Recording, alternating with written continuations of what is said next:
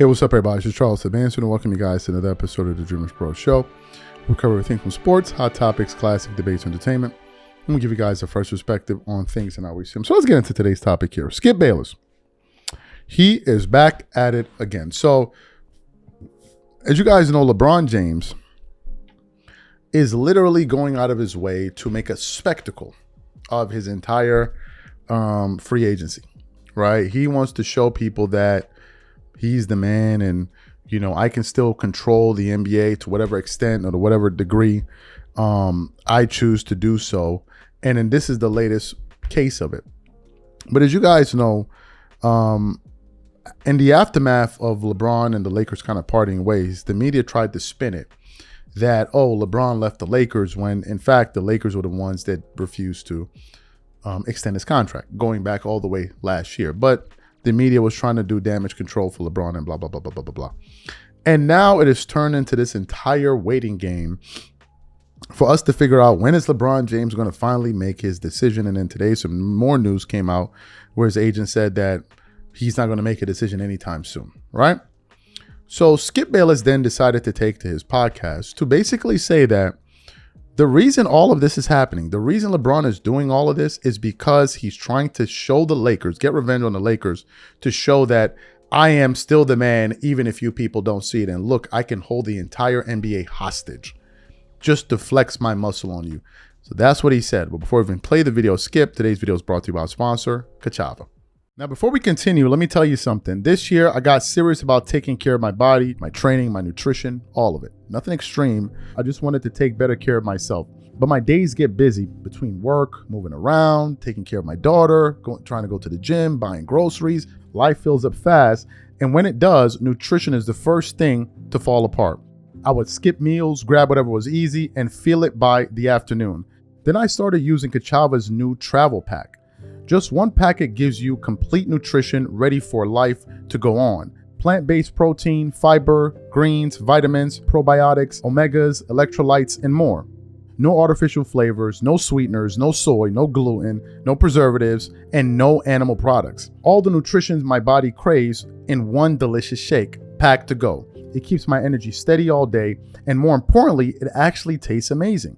If you have been meaning to take better care of yourself, this is the easiest place to start. Take your daily ritual with you. Go to Kachava.com and use code DREAMERS for 15% off your first order. That's Kachava, Kachava.com, code DREAMERS. All right, perfect. So what we want to do now is going to play what Skip Bayless had to say. I want you guys to listen to it in its entirety, and then want to come back and continue on with the show. Take a listen to Skip Bayless here. This is so pathetic, yet so typical, so predictable from the self-proclaimed king, the self-crowned king who has to keep crowning and crowning and crowning himself to keep fooling his billions of blind witnesses into actually believing he's the GOAT king. LeBron James is at it again, and this is an all-timer. He is going to milk this free agency for all it's worth to the last bitter drop, for me anyway. I don't doubt that he won't sign until training camps open. Because, number one, he's always had ADD, attention deficit disorder, as in he almost can't breathe if he's out of the spotlight. Attention is his air, and he needs it to survive. So he's going to create the all-time air chamber and make it last and last and last. He and his hype master, Rich Paul,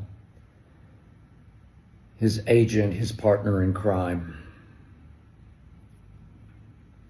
And the truth is, this is mostly an attempt on the part of LeBron James to get even with the Los Angeles Lakers, to make them sweat, to make them squirm, to make them second guess dumping him. Because I'm going to say it again, I said it before it happened, and I reiterate, the Lakers dumped LeBron, not the other way around. He and Rich Paul attempted to spin doctor this situation into LeBron chose to leave the Lakers. No, they chose to force him out because they had had enough of the King's act. They know what had happened with LeBron as their centerpiece. They know that Luka, their new face of the franchise, their new centerpiece, was never going to be happy sharing the stage with LeBron. So they committed full time to Luka and just didn't make an offer to LeBron. Remember, he wanted to sign for a couple of extra years a year ago, and they said no. I think they were grinding their teeth having to pay LeBron $53 million for this past season. Because once again, in the end, they got swept in the playoffs. So LeBron's Laker legacy is they missed the playoffs twice, they got swept twice, and they got gentlemen swept twice in his tenure in LA. And yes, they won one championship, which was the Mickey Mouse Championship in the bubble in 2020 during a pandemic. They won a cubic zirconia ring, a championship for which LeBron had 4 months to take off and get ready for. Played a couple of regular season games, went right into the playoffs in a bubble in which a majority of teams did not want to participate. And definitely as the weeks wore on through the playoffs, they all wanted out. The Clippers, who were the favorites going into the bubble, wanted out and mutinied on Doc Rivers, as you remember. And LeBron hung in because he smelled an easy, cheap chip. And they did that in 2020, 6 years ago. The best player on that team was Anthony Davis, not LeBron James. And since that time in LA, LeBron's playoff record is 16-26. That's what happened in LA after the Mickey Mouse Championship. So you heard what Skip had to say. I think Skip pretty much hit the nail on the head. I think Skip Bayless is 100% correct about everything he said. Everything that he said. That's it. That's essentially what's happening here. LeBron is trying to prove a point that if I flex my muscles and show you the you know how much people love me and adore me, I can stop the entire NBA.